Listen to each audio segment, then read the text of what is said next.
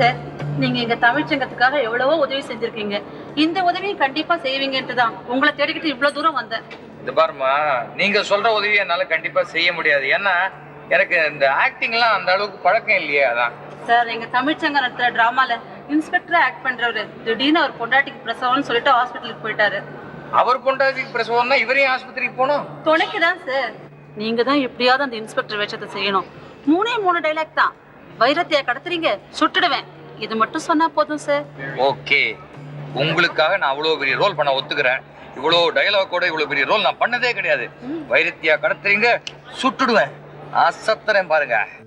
இதுக்கு முன்னாடி என்ன வேஷம்லாம் நடிச்சிருக்கீங்க? சார் போஸ்ட், ஐயா காஃபி, அந்த ரோல்லாம் நடிச்சிருக்கேனே. இந்த இன்ஸ்பெக்டர் வேஷத்தையே நல்லபடியா நடிச்சு கொடுத்துருங்க சார்.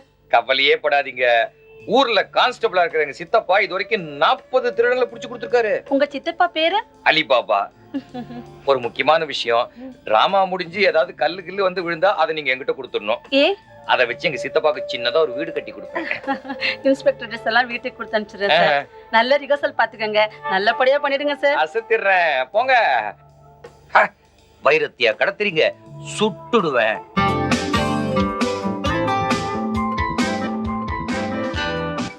கண்ணாயிரம், கொண்டையில வைரம் இருக்குன்னு சொன்னேனே, அந்த பொண்ணோட வீடு அதுதான்.